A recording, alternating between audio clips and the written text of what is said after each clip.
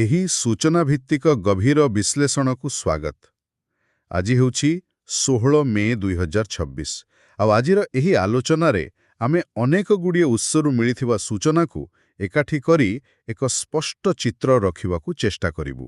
ଆଜ୍ଞା, ଆଉ ଆଜିର ବିଷୟଗୁଡ଼ିକ ପ୍ରକୃତରେ ବହୁତ ରୋଚକ, ମାନେ ବିଶ୍ୱସ୍ତରୀୟ ଘଟଣାରୁ ନେଇ ଆମ ଓଡ଼ିଶାର ସ୍ଥାନୀୟ ଖବର ପର୍ଯ୍ୟନ୍ତ। ବିଲକୁଲ।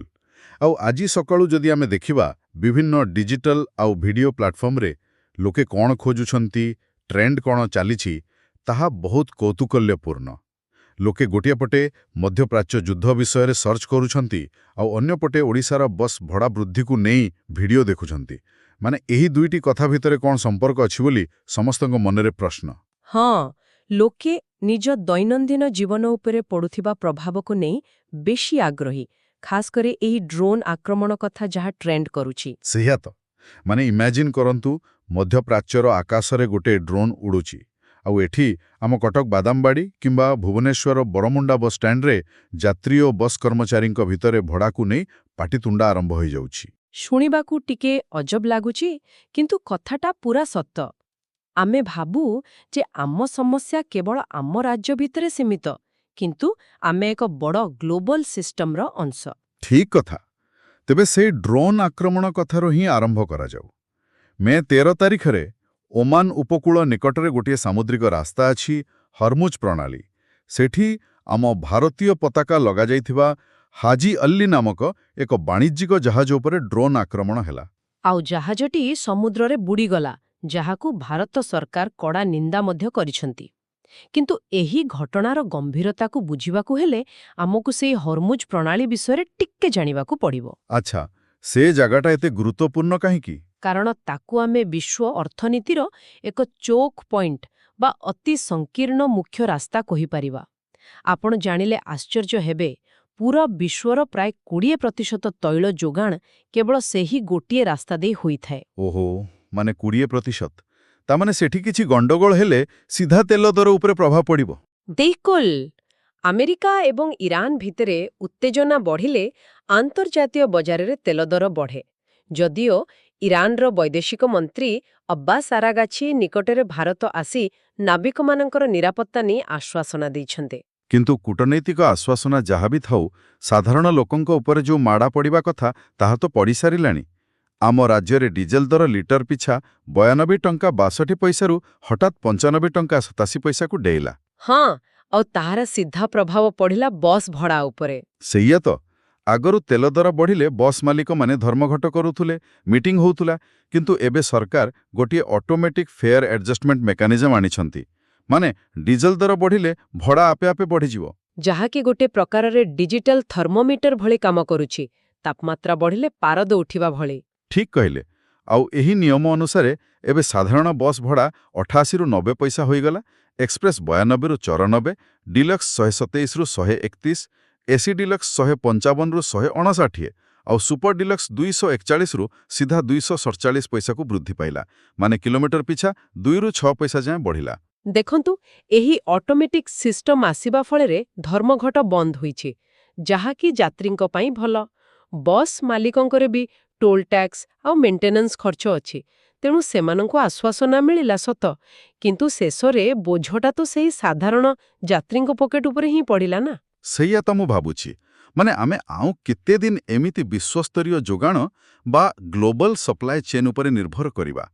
ଏତେ ଦୂରରେ ଥିବା ସମୁଦ୍ର ରାସ୍ତାରେ ଅଶାନ୍ତି ଦେଖାଦେଲେ ଆମର ଏଠି ପରିବହନ ଖର୍ଚ୍ଚ ବଢ଼ିଯାଉଛି। ଏହା ହିଁ ଏବେକାର ସବୁଠୁ ବଡ଼ ଚ୍ୟାଲେଞ୍ଜ। ଯେ ପର୍ଯ୍ୟନ୍ତ ଆମେ ଇଲେକ୍ଟ୍ରିକ୍ ଗାଡ଼ି କିମ୍ବା ଗ୍ରୀନ୍ ହାଇଡ୍ରୋଜେନ୍ ଭଳି ବିକଳ୍ପ ଶକ୍ତି କ୍ଷେତ୍ରରେ ଆତ୍ମନିର୍ଭରଶୀଳ ନ ହୋଇଛୁ, ଏହି ଲହରୀ ପ୍ରଭାବ ବା ରିପଲ୍ ଇଫେକ୍ଟ ଆମକୁ ଭୋଗିବାକୁ ହିଁ ପଡ଼ିବ। ଆଉ ଖାଲି ବସ୍ ଭଡ଼ା ନୁହେଁ, ପରିବାଠାରୁ ଆରମ୍ଭ କରି ଔଷଧ ପର୍ଯ୍ୟନ୍ତ ସବୁଥିରେ ମୁଦ୍ରାସ୍ଫୀତି ଦେଖାଦେବ। ବାପରେ, ଆର୍ଥିକ ବୋଝ କଥା ଶୁଣିଲେ ହିଁ ଚିନ୍ତା ମାଡ଼ି ଆସୁଛି। କିନ୍ତୁ ଚାଲନ୍ତୁ ଟିକେ ଅନ୍ୟ ଏକ ଗମ୍ଭୀର ପ୍ରସଙ୍ଗକୁ ଯିବା, ଯାହାକୁ ନେଇ ଏବେ ସୋଶାଲ ମିଡିଆରେ ପିଲାମାନେ ବହୁତ ପୋଷ୍ଟ କରୁଛନ୍ତି। ଆମ ଯୁବପିଢ଼ିଙ୍କର ଭବିଷ୍ୟତ କଥା। ଶିକ୍ଷା ବ୍ୟବସ୍ଥାରେ ଏବେ ଯାହା ସବୁ ଚାଲିଛି। ଆପଣ ନିଟ୍ ପରୀକ୍ଷା ବାତିଲ କଥା କହୁଛନ୍ତି ବୋଧହୁଏ? ହଁ ଆଜ୍ଞା, ନିଟ୍ ୟୁଜି ପରୀକ୍ଷା ପ୍ରଶ୍ନପତ୍ର ଲିକ୍ ଅଭିଯୋଗରେ ପୁରା ସର୍ବଭାରତୀୟ ସ୍ତରରେ ପରୀକ୍ଷା ବାତିଲ ହୋଇଗଲା। ଫାରେ ଭାବନ୍ତୁ, 24 ଲକ୍ଷ ଛାତ୍ରଛାତ୍ରୀ ଯେ ବର୍ଷ ବର୍ଷ ଧରି ରାତି ଦିନ ଏକ କରି ପଢ଼ିଥିଲେ ସେମାନଙ୍କର ମାନସିକ ଅବସ୍ଥା କ'ଣ ହେଉଥିବ? ଏହା ଅତ୍ୟନ୍ତ ଦୁଃଖଦାୟକ। ସରକାର ସିବିଆଇ ତଦନ୍ତ ନିର୍ଦ୍ଦେଶ ଦେଇଛନ୍ତି। ରାଜସ୍ଥାନରୁ 45 ଜଣଙ୍କୁ ଗିରଫ କରାଯାଇଛି ଆଉ କୁହାଯାଇଛି ଯେ 7ରୁ 10 ଦିନ ଭିତରେ ପୁଣିଥରେ ପରୀକ୍ଷା ହେବ। କିନ୍ତୁ ପ୍ରଶ୍ନ ହେଉଛି, ଏଭଳି ଢାଞ୍ଚାଗତ ତ୍ରୁଟି ଆସୁଛି କେଉଁଠି? ସେଇଆ ତ, ବାରମ୍ବାର କାହିଁକି ଏମିତି ହେଉଛି? କାରଣ ଯେତେବେଳେ ଗୋଟିଏ ପ୍ରଶ୍ନପତ୍ର ଉପରେ ଲକ୍ଷ ଲକ୍ଷ ପିଲାଙ୍କର ଭବିଷ୍ୟତ ନିର୍ଭର କରେ, ସେତେବେଳେ ସେହି ପ୍ରଶ୍ନପତ୍ରର ଦାମ କୋଟି କୋଟି ଟଙ୍କାରେ ପହଞ୍ଚିଯାଏ ଆଉ ମାଫିଆମାନେ ସିଷ୍ଟମର ଦୁର୍ବଳତା ଖୋଜି ବାହାର କରନ୍ତି। ପୁନଃ ପରୀକ୍ଷା କରାଇଦେବା ସହଜ, କିନ୍ତୁ ସେହି ପିଲାମାନଙ୍କର ମାନସିକ ସ୍ଥିତି ଫେରାଇ ଆଣିବା ଅସମ୍ଭବ। ସତ କଥା। ଆଉ ଖାଲି ଜାତୀୟ ସ୍ତରରେ ନୁହେଁ, ଆମ ରାଜ୍ୟରେ ବି ସେଇ ଅବସ୍ଥା। ଓଡ଼ିଶା କର୍ମଚାରୀ ଚୟନ ଆୟୋଗ ବା OSSCର କମ୍ପ୍ୟୁଟର ଦକ୍ଷତା ପ୍ରମାଣପତ୍ରକୁ ନେଇ ଏକ ନୂଆ ବିବାଦ ଦେଖାଦେଇଛି। ସରକାର ଚିଠି କରିଛନ୍ତି ଯେ କେବଳ OKCL ସାର୍ଟିଫିକେଟକୁ ହିଁ ଗ୍ରହଣ କରାଯିବ। ହଁ, ଏହାକୁ ନେଇ ପରୀକ୍ଷାର୍ଥୀଙ୍କ ମଧ୍ୟରେ ଅନେକ ଅସନ୍ତୋଷ ଦେଖିବାକୁ ମିଳୁଛି। ଅସନ୍ତୋଷ ହେବା ତ ସ୍ୱାଭାବିକ ନା। ମାନେ ଅନେକ ପିଲା ଅନ୍ୟ ବେସରକାରୀ ବା ସରକାରୀ ସଂସ୍ଥାର କମ୍ପ୍ୟୁଟର ଶିଖିଛନ୍ତି। ହଠାତ୍ ଗୋଟିଏ ନିର୍ଦ୍ଦିଷ୍ଟ ସଂସ୍ଥାର ପ୍ରମାଣପତ୍ର ମାଗିବା ମାନେ ତ ଏହା ଗୋଟିଏ ପ୍ରକାରର ଏକଚାଟିଆ ବା ମୋନୋପୋଲି ସୃଷ୍ଟି କରୁଛି ନାହିଁ କି? ବିଲକୁଲ, ମୋନୋପୋଲି। ଆଉ ଏହା ସ୍ୱଚ୍ଛତା ଉପରେ ପ୍ରଶ୍ନବାଚୀ ସୃଷ୍ଟି କରୁଛି। ଦକ୍ଷତା ମାପିବା ପାଇଁ ବ୍ୟବହାରିକ ପରୀକ୍ଷା ବା ପ୍ରାକ୍ଟିକାଲ ଟେଷ୍ଟ କରାଯାଇପାରେ, କିନ୍ତୁ କେବଳ ଗୋଟିଏ କାଗଜ ଖୋଜିବା ଦ୍ୱାରା ଅନେକ ଯୋଗ୍ୟ ପ୍ରାର୍ଥୀ ବାଦ୍ ପଡ଼ିବାର ଆଶଙ୍କା ରହିଛି ଆଉ ଏହି ଅନିଶ୍ଚିତତା ଯୁବପିଢ଼ିଙ୍କୁ ନିରାଶ କରୁଛି। ଆଉ ଯେତେବେଳେ ଯୁବପିଢ଼ି ନିରାଶ ହୁଅନ୍ତି ସେତେବେଳେ କ'ଣ ହୁଏ ଜାଣିଛନ୍ତି ତ? ତାର ଗୋଟିଏ ଉଦାହରଣ ଏବେ କଟକ CDA ଅଞ୍ଚଳରେ ଦେଖିବାକୁ ମିଳିଲା। କ'ଣ ହେଲା ସେଠି? ସେଠି ପୋଲିସ ଏକ 6 ଜଣିଆ ଡକାୟତ ଦଳକୁ ଧରିଲା। ଆଉ ସବୁଠୁ ଆଶ୍ଚର୍ଯ୍ୟର କଥା ହେଉଛି, ସେହି 6 ଜଣଙ୍କ ଭିତର 3 ଜଣ ହେଉଛନ୍ତି କଲେଜ ଛାତ୍ର। ସେମାନଙ୍କ ପାଖରୁ ଖଣ୍ଡା, ମୋବାଇଲ ଆଉ ଗୋଟେ କାର୍ ଜବତ ହୋଇଛି। ଓହୋ, କଲେଜ ପିଲାମାନେ ଡକାୟତି କରୁଛନ୍ତି? ହଁ, ଆଜ୍ଞା। ମାନେ ମୋର ପ୍ରଶ୍ନ ହେଉଛି, ଯେତେବେଳେ ଜଣେ ଛାତ୍ର ଦେଖେ ଯେ ବର୍ଷ ବର୍ଷ ପଢ଼ିଲା ପରେ ପରୀକ୍ଷା ବାତିଲ ହେଉଛି କିମ୍ବା ଚାକିରି ପାଇଁ ଗୋଟିଏ ସାର୍ଟିଫିକେଟକୁ ନେଇ ସଂଘର୍ଷ କରିବାକୁ ପଡ଼ୁଛି, ସେତେବେଳେ ସର୍ଟକଟ୍ ରାସ୍ତା ଆପଣେଇ ଅପରାଧ ଦୁନିଆରେ ପାଦ ଦେବା କ'ଣ ଆମ ସିଷ୍ଟମର ବିଫଳତା ନୁହେଁ? ଏହାକୁ ସମାଜ ବିଜ୍ଞାନରେ ଷ୍ଟ୍ରେନ୍ ଥିଓରି ବୋଲି କୁହାଯାଏ। ସମାଜ ସଫଳ ହେବାକୁ ଶିଖାଏ, କିନ୍ତୁ ବାଟ ଦେଖାଏ ନାହିଁ। ଯେତେବେଳେ ସଫଳତାର ସଠିକ୍ ରାସ୍ତାଗୁଡ଼ିକ ବନ୍ଦ ହୋଇଯାଏ ବୋଲି ଲାଗେ, ସେତେବେଳେ ଯୁବକମାନେ ଆର୍ଥିକ ଲାଭ ପାଇଁ ବେଆଇନ ରାସ୍ତା ବାଛନ୍ତି। ତେଣୁ କେବଳ ପୋଲିସ ପେଟ୍ରୋଲିଂ ବଢ଼ାଇଦେଲେ ହେବନି, ଶିକ୍ଷା ଓ ନିଯୁକ୍ତିରେ ସ୍ୱଚ୍ଛତା ଆଣିବା ଜରୁରୀ। ଆଉ ସ୍ୱଚ୍ଛତା କଥା ଉଠିଲା ବେଳେ ପ୍ରଶାସନିକ ସ୍ତରରେ ଯାହା ଘଟୁଛି ସେ କଥା ବି କହିବା ଦରକାର। ଆମର ଗୋଟେ ପ୍ରବାଦ ଅଛି ନା, ଯଦି ବାଡ଼ ହିଁ ଫସଲ ଖାଇଯିବ ତେବେ ରକ୍ଷା କରିବ କିଏ? ହଁ, ସେଇ ବରଗଡ଼ ଜିଲ୍ଲାର ଘଟଣା କଥା କହୁଛନ୍ତି ବୋଧେ। ଏକଦମ ଠିକ୍ ଧରିଲେ। କର୍ମକ୍ଷେତ୍ରରେ ମହିଳାଙ୍କୁ ଯୌନ ନିର୍ଯାତନା ଦେବା ଅଭିଯୋଗରେ ଖୋଦ୍ ବରଗଡ଼ ଜିଲ୍ଲା ଶିକ୍ଷା ଅଧିକାରୀ ବା DEO ଜ୍ୟୋତିକାନ୍ତ ସାହୁ, ବ୍ଲକ ଶିକ୍ଷା ଅଧିକାରୀ ସୁରେନ୍ଦ୍ର ସାହୁ ଆଉ ଜଣେ କ୍ରୀଡ଼ା ଶିକ୍ଷକ ସମୀର ପାଣିଗ୍ରାହୀ ଗିରଫ ହୋଇ ନିଲମ୍ବିତ ହୋଇଛନ୍ତି। ମାନେ ଶିକ୍ଷକ ଯଦି ଏମିତି କରିବେ, ସମାଜ କୁଆଡ଼େ ଯିବ? ଏହା ଅତ୍ୟନ୍ତ ଲଜ୍ଜାଜନକ ଆଉ ପ୍ରଶାସନ ତୁରନ୍ତ କାର୍ଯ୍ୟାନୁଷ୍ଠାନ ନେଇ ଭଲ କରିଛି। ସେତିକି ନୁହେଁ, ଅନ୍ୟ ଏକ ଘଟଣାରେ ସେହି ବରଗଡ଼ର ଝାରବନ୍ଧ ଥାନା ଅଧିକାରୀ ସୁର ମାଝୀ ମଧ୍ୟ ନିଲମ୍ବିତ ହୋଇଛନ୍ତି। ସେ ଗୋଟିଏ ଗଞ୍ଜେଇ ମାଫିଆ ଗାଡ଼ିକୁ ଛାଡ଼ିଦେବା ପାଇଁ 25 ଲକ୍ଷ ଟଙ୍କାର ଡିଲ୍ କରିଥିଲେ ଆଉ 8 ଲକ୍ଷ ଟଙ୍କା ଲାଞ୍ଚ ନେଇଥିବା ଅଭିଯୋଗ ହୋଇଛି। କିନ୍ତୁ ମୋର ଗୋଟିଏ ସନ୍ଦେହ ଅଛି। କ'ଣ ସେଟା? କେବଳ ନିଲମ୍ବିତ କରିଦେଲେ କ'ଣ ସବୁ ସମସ୍ୟାର ସମାଧାନ ହୋଇଯିବ? ଆମେ ତ ଦେଖୁଛୁ 6 ମାସ ପରେ ଏହି ଅଫିସରମାନେ ପୁଣି କେଉଁଠି ନା କେଉଁଠି ପୋଷ୍ଟିଂ ପାଇଯାନ୍ତି। ଆପଣ ବହୁତ ଗୁରୁତ୍ୱପୂର୍ଣ୍ଣ କଥା ଉଠାଇଲେ। ଏଠି ଦୁଇଟି କଥା ଅଛି। ନିଲମ୍ବନ ହେଉଛି ଏକ ତୁରନ୍ତ ପଦକ୍ଷେପ, ଯାହା ଲୋକଙ୍କ ମନରେ ସାମାନ୍ୟ ବିଶ୍ୱାସ ଆଣେ। କିନ୍ତୁ ଯେଉଁଟା ନିଶ୍ଚିତ ଦଣ୍ଡବିଧାନ ବା ସର୍ଟେନିଟି ଅଫ୍ ପନିଶମେଣ୍ଟ, ତାହା ରହିବା ଦରକାର। ଯଦି ଦଣ୍ଡ ନିଶ୍ଚୟ ମିଳିବ ବୋଲି ଭୟ ନ ରହେ, ତେବେ ଏହି ନିଲମ୍ବନର କୌଣସି ମୂଲ୍ୟ ରହିବ ନାହିଁ। ସମ୍ପୂର୍ଣ୍ଣ ସତ କଥା। ଆଚ୍ଛା, ବହୁତ ନକାରାତ୍ମକ ଖବର ହୋଇଗଲା। ଚାଲନ୍ତୁ ଏବେ ଟିକେ ସକାରାତ୍ମକ ଦିଗକୁ ଯିବା, ଯାହା ଆମ ଓଡ଼ିଆ ଅସ୍ମିତା ଆଉ ସଂସ୍କୃତି ସହ ଜଡ଼ିତ। ଆଜିର ସୂଚନା ଭିତରେ ଗୋଟିଏ ବହୁତ ସୁନ୍ଦର ଚିତ୍ର ଉଭା ହୋଇଛି। ଗୋଟିଏ ପଟେ ମନ୍ଦିରର ମଜବୁତ ପିତ୍ତଳ କବାଟ, ଅନ୍ୟପଟେ ମାଟିରେ ବିହନ ଆଉ ପର୍ଦ୍ଦାରେ ଆମ ଓଡ଼ିଆ କାହାଣୀ। ମାନେ ଆମେ ଏବେ ପୁରୀ ଶ୍ରୀମନ୍ଦିର କଥା ଆଲୋଚନା କରିବାକୁ ଯାଉଛୁ। ହଁ ଆଜ୍ଞା, ପୁରୀ ଶ୍ରୀମନ୍ଦିରର ଉତ୍ତର ଦ୍ୱାର, ଯାହାକୁ ଆମେ ହସ୍ତିଦ୍ୱାର ବୋଲି କହୁ, ସେଠାରେ ଏକ ନୂତନ ପିତ୍ତଳ ଛାଉଣି କବାଟ ଲଗାଯାଇଛି। ଆପଣ ଜାଣିଛନ୍ତି ଏହି କବାଟର ବିଶେଷତ୍ୱ କ'ଣ? ଶୁଣିଛି ଯେ ଏଥିରେ ବହୁତ ଉନ୍ନତ ମାନର କାଠ ବ୍ୟବହାର ହୋଇଛି। ଆଜ୍ଞା, ହଁ। ବର୍ମା ଟିକ୍ କାଠ ଆଉ ପ୍ରାୟ 3 କ୍ୱିଣ୍ଟାଲ ପିତ୍ତଳରେ ଏହା ତିଆରି ହୋଇଛି। ଏହି କବାଟ 13 ଫୁଟ 6 ଇଞ୍ଚ ଲମ୍ବା ଆଉ 42 ଇଞ୍ଚ ଚଉଡ଼ା। ଆଉ ସବୁଠୁ ଗର୍ବର କଥା ହେଲା, ଏହାକୁ ଆମ କଟକ, ତାରାପୁର ବରଟି ଗ୍ରାମର ଶିଳ୍ପୀ ପ୍ରମୋଦ ଓଝା ନିଜ ହାତରେ ନିର୍ମାଣ କରିଛନ୍ତି। ଆଧୁନିକ ମେସିନ ଯୁଗରେ ବି ଆମର ହସ୍ତକଳା କେତେ ଜୀବନ୍ତ ତାହା ଏଥିରୁ ଜଣାପଡ଼ୁଛି। ଏହା ପ୍ରକୃତରେ ପ୍ରଶଂସନୀୟ। ମନ୍ଦିରର ଏହି କବାଟ କେବଳ କାଠ ଆଉ ପିତ୍ତଳ ନୁହେଁ, ଏହା ଆମର ଐତିହ୍ୟ।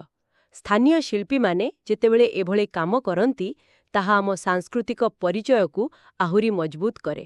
ଠିକ୍ କହିଲେ। ଆଉ ଖାଲି ସଂସ୍କୃତି ନୁହେଁ, ଆମ ଚାଷୀମାନେ ବି ଏବେ ଆଧୁନିକତା ସହ ପାଦ ମିଳାଇ ଚାଲିଲେଣି। ଆମେ କେବଳ ଏସି ରୁମ୍ରେ ବସି ଗ୍ଲୋବାଲ ୱାର୍ମିଂ କଥା କହୁଛୁ, କିନ୍ତୁ ପୁରୀ ଜିଲ୍ଲା ଗୋ ବ୍ଲକର ଚାଷୀମାନେ ପଡ଼ିଆରେ ଓହ୍ଲାଇ ତାର ମୁକାବିଲା କରୁଛନ୍ତି। ଆଚ୍ଛା, ସେଠି କ'ଣ ନୂଆ ପ୍ରୋଜେକ୍ଟ ଚାଲିଛି କି? ହଁ, UNDP ସହାୟତାରେ ଏକ ପ୍ରୋଜେକ୍ଟ ଚାଲିଛି। ସେଠାରେ 500 ଚାଷୀ ପରିବାର, ଯେଉଁଥିରୁ 250 ଜଣ କେବଳ ମହିଳା ଚାଷୀ, ସେମାନେ 207 ଏକର ଜମିରେ ଜଳବାୟୁ ସହନଶୀଳ ବା କ୍ଲାଇମେଟ୍ ରେଜିଲିଏଣ୍ଟ କୃଷି ଆରମ୍ଭ କରିଛନ୍ତି। ଆରେ ବା, ଏହା ତ ଏକ ଯୁଗନ୍ତକାରୀ ପଦକ୍ଷେପ। ମାନେ ପାଗ ବଦଳିଲେ ବି ଫସଲ ନଷ୍ଟ ହେବାର ଭୟ କମ୍ ରହିବ। ଖାସ୍ କରି ମହିଳା ଚାଷୀମାନେ ଏହାର ନେତୃତ୍ୱ ନେବାଟା ବାସ୍ତବିକ ସଶକ୍ତିକରଣର ଉଦାହରଣ। ଏହା ଖାଦ୍ୟ ସୁରକ୍ଷା ପାଇଁ ବହୁତ ଜରୁରୀ। ବିଲକୁଲ। ଆଉ ଆମ ସାଂସ୍କୃତିକ ପରିଚୟର ଆଉ ଏକ ଅଙ୍ଗ ହେଲା ଆମ ଓଡ଼ିଆ ସିନେମା। ଗତ କିଛି ବର୍ଷ ଧରି ବହୁତ ଖରାପ ସ୍ଥିତିରେ ଥିଲା, କିନ୍ତୁ ଏବେ ମୁଖ୍ୟମନ୍ତ୍ରୀ ମୋହନ ଚରଣ ମାଝୀ ଏକ ନୂଆ ଓଡ଼ିଆ ଚଳଚ୍ଚିତ୍ର ନୀତି 2026 ଆଣିବାକୁ ଯାଉଛନ୍ତି। ଏଥିରେ ଓଡ଼ିଆ ଅସ୍ମିତାକୁ ପ୍ରାଧାନ୍ୟ ଦିଆଯିବ ଆଉ ଗୋଟିଏ ନୂଆ ଫିଲ୍ମ ଟ୍ରେନିଂ ଇନଷ୍ଟିଟ୍ୟୁଟ୍ ମଧ୍ୟ ଖୋଲିବ। ଏହା ଏକ ବହୁତ ବଡ଼ ଆଶାର କିରଣ। ସିନେମା ହେଉଛି ସମାଜର ଦର୍ପଣ। ଯଦି ସରକାରୀ ସମର୍ଥନ ମିଳେ ଆଉ ଭଲ ଟ୍ରେନିଂ ମିଳେ, ତେବେ ଆମର ମୌଳିକ କାହାଣୀଗୁଡ଼ିକ ଉନ୍ନତ ମାନର ହୋଇ ପର୍ଦ୍ଦାକୁ ଆସିପାରିବ। ସତକଥା। ତେବେ ଏସବୁ ତ ଗଲା ଆମର ମୂଳଦୁଆ କଥା। କିନ୍ତୁ ଏଇ ଡିଜିଟାଲ ଦୁନିଆରେ ଆମ ସାମ୍ନାରେ ଆଉ ଗୋଟେ ବଡ଼ ରୋଗ ଅଛି। ମୁଁ ସେଇ ଯୋଉ ସର୍ଚ୍ଚ ଟ୍ରେଣ୍ଡ କଥା କହୁଥିଲି ନା ଆରମ୍ଭରୁ। ହଁ, ଲୋକେ ଆଉ କ'ଣ ସର୍ଚ୍ଚ କରୁଛନ୍ତି? ଲୋକେ ଗୁଜବ ସର୍ଚ୍ଚ କରୁଛନ୍ତି ଆଉ ସେୟାର ବି କରୁଛନ୍ତି। ଆଜିକାଲି ସତ କଥା ଘରୁ ବାହାରି ଜୋତା ପିନ୍ଧିବା ଆଗରୁ ଗୁଜବ ପୁରା ଦୁନିଆ ବୁଲି ଆସୁଛି। ଯେମିତିକି ହଠାତ୍ ଗୋଟିଏ ଖବର ବୁଲିଲା ଯେ ସରକାର ବିଦେଶ ଯାତ୍ରା ଉପରେ ଏକ ନୂଆ ଟ୍ୟାକ୍ସ ଲଗାଇବାକୁ ଯାଉଛନ୍ତି। ହଁ, ମୁଁ ବି ଦେଖିଥିଲି ସେଇ ଖବରଟା। କିନ୍ତୁ ତାହା ସମ୍ପୂର୍ଣ୍ଣ ମିଛ। ଶେଷରେ ଖୋଦ୍ ପ୍ରଧାନମନ୍ତ୍ରୀଙ୍କୁ ସ୍ପଷ୍ଟ କରିବାକୁ ପଡ଼ିଲା ଯେ ଏହା ଟୋଟାଲି ଫଲ୍ସ ବା ସମ୍ପୂର୍ଣ୍ଣ ଭିତ୍ତିହୀନ ଅଟେ। ଆଉ ଖାଲି ରାଜନୀତି କାହିଁକି, ବଲିଉଡରେ ବି ସେୟା। ପତି ପତ୍ନୀ ଅର ୱର ସିକ୍ୱେଲ ଆସୁଛି। ଲୋକେ କହିଲେ ଏହା ବୈବାହିକ ଜୀବନରେ ପ୍ରତାରଣା ବା ଧୋକାବାଜିକୁ ପ୍ରୋତ୍ସାହିତ କରୁଛି।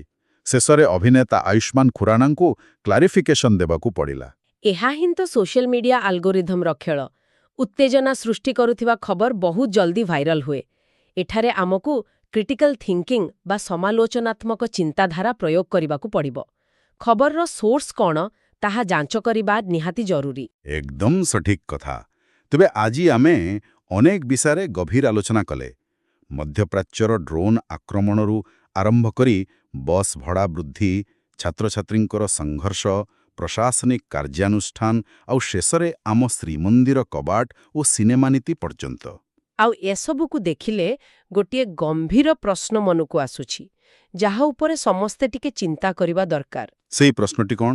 ପ୍ରଶ୍ନଟି ହେଉଛି, ଯଦି 7 ସମୁଦ୍ର ପାରରେ ଘଟୁଥିବା ଗୋଟିଏ ଡ୍ରୋନ୍ ଆକ୍ରମଣ ଆମର ବସ୍ ଭଡ଼ା ବଢ଼ାଇ ଦେଉଛି, ତେବେ ଆମେ ବାସ୍ତବରେ କେତେ ଆତ୍ମନିର୍ଭରଶୀଳ? ଆମେ କେବଳ ସଂସ୍କୃତି ଆଉ ସିନେମାରେ ଅସ୍ମିତା ଖୋଜିଲେ ହେବ ନାହିଁ, ଭବିଷ୍ୟତ ପାଇଁ ଏନର୍ଜି ବା ଶକ୍ତି ଏବଂ ଆମର ଶିକ୍ଷା ବ୍ୟବସ୍ଥାରେ ମଧ୍ୟ ଆମକୁ ସମ୍ପୂର୍ଣ୍ଣ ଆତ୍ମନିର୍ଭରଶୀଳ ହେବାକୁ ପଡ଼ିବ ନାହିଁ କି? ଯେପର୍ଯ୍ୟନ୍ତ ଆମେ ଏଥିରେ ନିଜ ଗୋଡ଼ରେ ଠିଆ ନ ହୋଇଛୁ, ଆମେ ଏମିତି ଅନ୍ୟ ଦେଶର ଝଡ଼ରେ ପ୍ରଭାବିତ ହେଉଥିବା। ବହୁତ ସୁନ୍ଦର ଭାବରେ ଆପଣ ଏହି ପ୍ରସଙ୍ଗକୁ ଯୋଡ଼ିଲେ। ପ୍ରକୃତରେ ସାଂସ୍କୃତିକ ଅସ୍ମିତା ସହ ଅର୍ଥନୈତିକ ଏବଂ ବ୍ୟବସ୍ଥାଗତ ଆତ୍ମନିର୍ଭରଶୀଳତା ଆଜିର ସବୁଠୁ ବଡ଼ ଆବଶ୍ୟକତା। ଆଶା କରୁଛୁ ଆଜିର ଏହି ବିଶ୍ଳେଷଣ ସମସ୍ତଙ୍କୁ ଏକ ନୂଆ ଦୃଷ୍ଟିକୋଣ ଦେଇଥିବ। ନୂଆ କିଛି ଶିଖିବା ଏବଂ ପ୍ରଶ୍ନ କରିବା ଜାରି ରଖନ୍ତୁ। ଆଗାମୀ ଦିନରେ ଏମିତି ଆହୁରି ଅନେକ ଆଲୋଚନା ନେଇ ଆମେ ଆସିବୁ। ବିଦାୟ।